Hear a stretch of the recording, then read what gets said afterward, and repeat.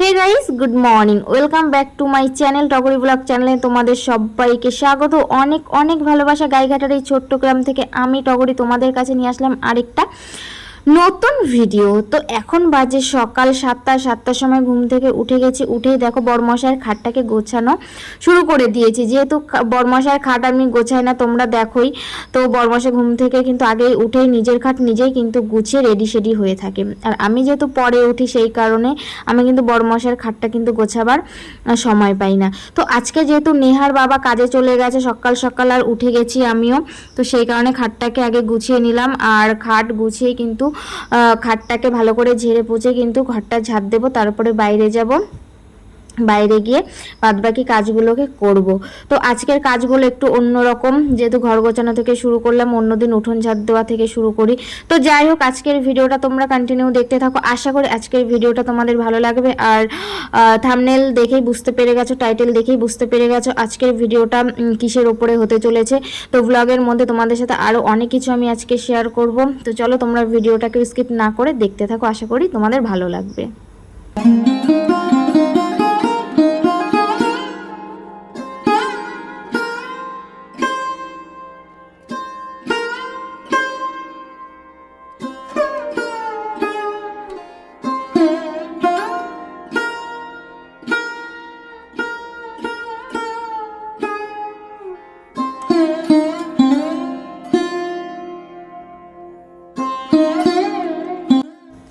কালকে নেহার ঠাম্মি নেহাকে দিয়েছিল পাউরুটি, তো পাউরুটিগুলোকে এখন আমি সেঁকে নিচ্ছি, কারণ কালকে সন্ধেবেলায় খাওয়া হয়নি। এখন সকালবেলা চা খাবো মা আর মেয়ে মিলে, তো সেই কারণে পাউরুটিগুলোকে সেঁকে নিচ্ছি। তো পাউরুটি দিয়ে চা দিয়ে খাওয়া দাওয়া করে চলে আসলাম রান্নায়, যেহেতু নেহাকে নিয়ে যাব স্কুলে। আর কাজের পর কাজ কিন্তু একটা না একটা কিন্তু হয়েই যাচ্ছে, কাজের কোনো শেষ নেই। তো ওইদিকে তো পাউরুটি চাটা খেয়ে নেহাকে একটু পরিয়ে নিলাম, তারপরে রান্না তো এদিকে বসিয়ে দিয়েছি। চা খেয়ে আমি সাথে সাথে রান্না বসিয়ে দিই, সব কিছু তো মানে শেয়ার করা যায় না। আর বলো তো কি, যেহেতু সবসময় যে ভিডিও স্ট্যান্ডে সেট করব বা নেহাকে বলবো, আর আমার ধরার সঙ্গী বলতে কেউই নেই। হয়তো কখনো মাঝে মধ্যে নেহা ধরে দেয়, আর না হয় স্ট্যান্ডে রেখে আমি করি, আর না হয় বা হাতে রেখে রেখে করি। আর হাতে করা কিন্তু মানে এক হাতে ভিডিও করা, এক হাতে কাজবাজ করা, এটা কিন্তু খুবই অসুবিধা হয়। কতবার স্ট্যান্ডে সেট করবো আর স্ট্যান্ড থেকে খুলবো। তো সেই কারণে যতটা পারি ততটাই তোমাদের সাথে শেয়ার করি। আজকে রান্না বান্না বলতে তেমন কিছুই করব না, সিম্পল সিম্পলের মধ্যেই রান্নাটা আজকে সেরে ফেলবো। তারপরে নেহাকে নিয়ে যাব স্কুলে। তো ওই দিকে তো তোমরা দেখলে সকালবেলা কিন্তু আজকে নেহার বাবা যেহেতু কাজে চলে গেছে আর ভাড়ায় যাবে, এই গাড়ি লোড করতে গেছে, এসে খাওয়া দাওয়া করে আবার সে বেরিয়ে পড়বে। আর নেহা যেহেতু এখন বড় হয়ে গেছে, নেহাকে কিন্তু এখন স্নান করিয়ে দিতে হয় না, ও কিন্তু একা একা স্নান করে কিন্তু চলে এসেছে। আর শুধু মাথাটাকে মুছিয়ে দিতে হয়, বাদবাকি ও একা একাই ড্রেস পরা, তারপরে মাথা আঁচড়ানো, ভাত খাওয়া সবটাই ও একা একাই করে। তোমরা তো দেখোই। তো এদিকে দেখো আমার পটল ভাজাও হয়ে গেছে, বললাম না আজকে কিন্তু ভাজাভুজির ওপরে দিয়ে আজকে রান্নাটা কমপ্লিট করব। আর এইদিকে দেখো ডাল করে নিচ্ছে, যেহেতু দুইবার ডাল খাওয়াবে, সকালে আর দুপুরে, তো সেই কারণে একটু ডালটা বেশি করেই করেছি। তো এদিকে আমি সাদা জিরে আর তেজপাতা ফোড়ন দিয়ে, শুকনো লঙ্কা ফোড়ন দিয়ে ডালটাকে ফোড়ন দেব। তো তোমরা কে কে খাও সাদা জিরের সাথে তেজপাতা দিয়ে? আমার কিন্তু এটার গন্ধটা কিন্তু খুবই ভালো লাগে, আর আগের দিন ব্লগেও বলেছিলাম। তো আর ডাল করলে আমি কিন্তু তেজপাতা দিয়ে কিন্তু ফোড়ন দিই, আগে কালো জিরে দিয়ে দিতাম। নেহার বাবা যেটা আগে থেকে খেয়ে এসেছে, কিন্তু রিসেন্ট ওর খাওয়াটা চেঞ্জ হয়ে গেছে, বললো তেজপাতা দিয়ে সাদা জিরে দিয়ে ডাল করতে। তো একদিন খাওয়ার পরে ওর ভালো লেগেছে, তো এখন প্রতিদিনই ওর পছন্দ মতনই করি। তো যাই হোক, এইদিকে ডালটা কিন্তু আমার ফোড়ন দেওয়াও হয়ে গেল। এখন নেহাকে আমি ভাতটা মাখিয়ে দেব। আর বুঝতেই পারছো এই সকাল বেলাটাই কিন্তু একদম মানে যুদ্ধ শুরু হয়ে যায় বলতে গেলে। এটাই কিন্তু আমাদের একটা যুদ্ধের সমান। সকালবেলা ঘুম থেকে উঠে মানে সকাল থেকেই পুরো 10টা 11টা পর্যন্ত পুরো একদম যুদ্ধ চলে মাথার ওপর দিয়ে। সকালবেলা ঘুম থেকে ওঠো, বাচ্চাকে সামলানো, খাওয়ানো দাওয়ানো, ঘুম থেকে ওঠানো, ব্রাশ করানো, তারপরে তো আবার স্কুলের টাইমে স্নান করানো, খাওয়ানো, রেডি করানো, স্কুলে দিয়ে আসা। তো একটা কিন্তু অনেকটাই কিন্তু এটাকে কিন্তু মানে কি বলবো, প্রায়োরিটি দিতে হয়।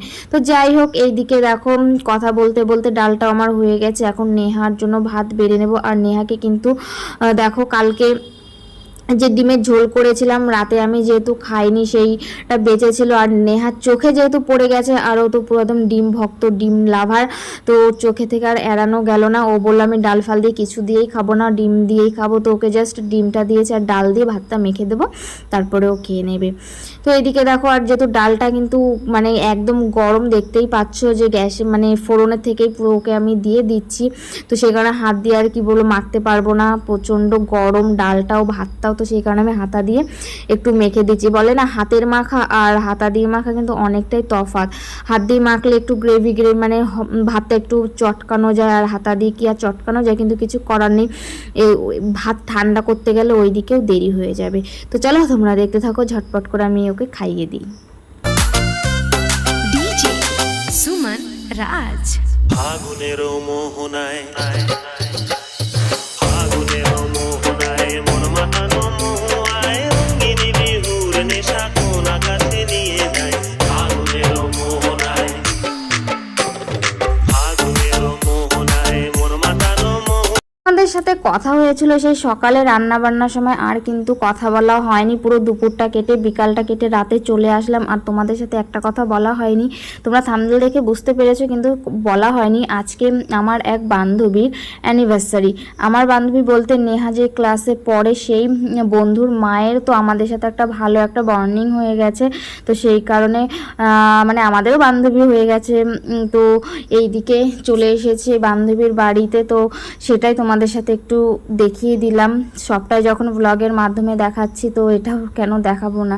তো দেখো এখানে কিন্তু আমরা যে কজন টিমে আছি, যে কজন বান্ধবী আছি, 12-13 জন 14 জন মতন, আর 2 জন আসেনি, তো সবাই এসেছি শুধু 2 জন বাদ দিয়ে। তো এই কেকটা দেখো বান্ধবী নিজের হাতে বানিয়েছে, মানে যার আজকে অ্যানিভার্সারি সে নিজের হাতে বানিয়েছে। তো কেকটা খেতে এতটা সফট, এতটা ভালো হয়েছিল কি বলবো। তো এইদিকে দেখো আমরা এক ঘরে বসেছি, আর বাচ্চা কাচ্চাগুলো একদিকে বসেছে। তো দেখতেই পাচ্ছ মানে প্রত্যেকের কিন্তু এক একটা করে কিন্তু মানে কি বলবো এক একটা করে ছাপও না।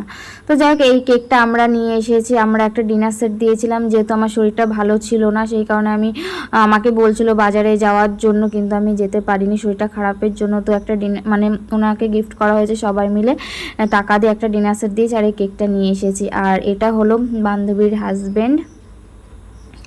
তো চলো এখন কেকটা কাটা হবে, সবাই একটু এনজয় করি, তোমরাও ভিডিওটা দেখো আমার সাথে সাথে, তোমরা একটু এনজয় ফিল করো, তাই তো।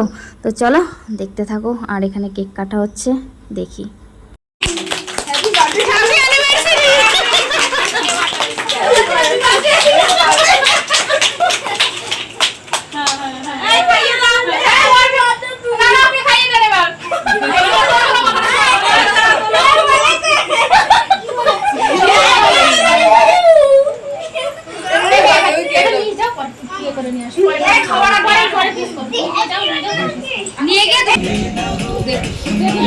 আমরা তো ঘরে দিদি দেখি